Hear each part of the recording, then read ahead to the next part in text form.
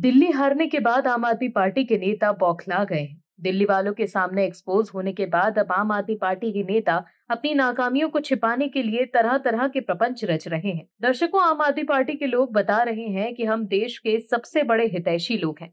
हमारे भीतर देशभक्ति कूट कूट कर भरी है। संजय सिंह को याद आ रही है कि देश के भीतर असमानता फैल गई है। देश के भीतर लोग गरीब होते जा रहे हैं और अमीर अमीर होता जा रहा है। लेकिन ये सब कहते हुए वो ये भूल जाते हैं कि किस तरह से दिल्ली वालों को उनकी सरकार ने गुरबत में डाल दिया।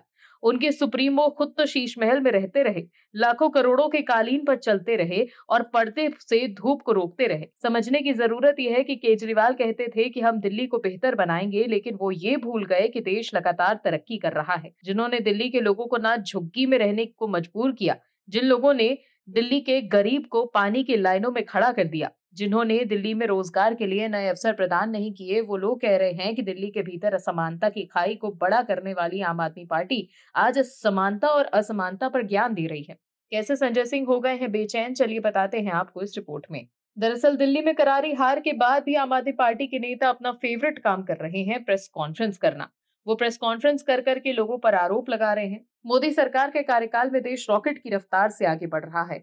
अब अमेरिका के राष्ट्रपति डोनाल्ड ट्रंप भी पीएम मोदी के पीछे खड़े होते हैं, लेकिन विपक्ष को सब कुछ खराब ही नजर आता है। आम आदमी पार्टी के नेता संजय सिंह ने कहा कि देश में आर्थिक असमानता ने 100 सालों का रिकॉर्ड तोड़ दिया और करीब 100 करोड़ लोगों के साथ अपने जरूरत के अलावा कुछ भी खरीदने के लिए पैसा नहीं बचा। संजय सिंह ने कहा कि देश में आर्थिक असमानता ने 100 सालों का रिकॉर्ड तोड़ दिया।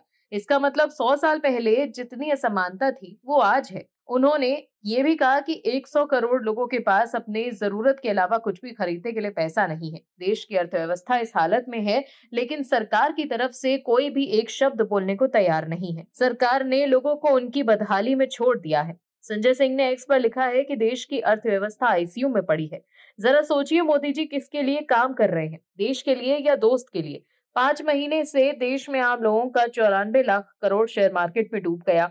मोदी की अर्थव्यवस्था पर विदेशी निवेशकों का भरोसा उठ गया है। वो अपना पैसा बाजार से निकाल रहे हैं। $1 तेजी से 90 रुपए की तरफ बढ़ रहा है। देश पर 200 लाख करोड़ का कर्ज है। आर्थिक असमानता में भारत ने 100 सालों का रिकॉर्ड तोड़ दिया है। बेरोजगारी 50 सालों में सबसे ज्यादा है। महंगाई आसमान पर है। देश में 100 करोड़ लोगों के पास अपनी जरूरत के अतिरिक्त कुछ खरीदने के लिए पैसा नहीं है। 81 करोड़ लोग 5 किलो राशन पर अपनी जिंदगी गुजारने को मजबूर है। देश की 67% आबादी कर्ज में डूबी हुई है। आम आदमी पार्टी ने बैंकों में अपनी गाढ़ी कमाई का पैसा जमा किया। मोदी जी ने उस पैसे से अपने दोस्तों को लाखों करोड़ों का कर्ज बांटा। दोस्त पैसा लेकर भाग गए तो मोदी जी ने अपने दोस्तों का 16 लाख करोड़ रुपए माफ कर दिया। आम आदमी परेशान है, फिर भी मोदी जी महान है। दर्शकों, परेशान देश के आम लोग नहीं हैं, परेशान आम आदमी पार्टी के लोग हैं और विपक्ष के लोग हैं। अगर आम लोग परेशान होते तो वो बीजेपी को नहीं चुनते।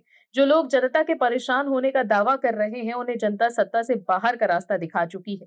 बेरोजगार आम लोग नहीं हैं, बेरोजगार विपक्ष के नेता हो रहे हैं। इसीलिए उन्हें सब कुछ खराब लग रहा है। आम आदमी बनने का नाटक करने वाले लोग जनता के टैक्स के पैसों से शीश महल में ऐशो आराम की जिंदगी जी रहे थे और अब हार के बाद पंजाब में वीआईपी सिक्योरिटी लेकर जनता के टैक्स के पैसों का इस्तेमाल अपने लिए कर रहे हैं।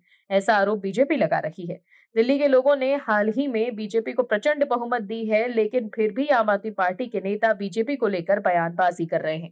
Bureau report, OMH news. आप दर्शकों से विनम्र निवेदन है कि चैनल को सब्सक्राइब जरूर करें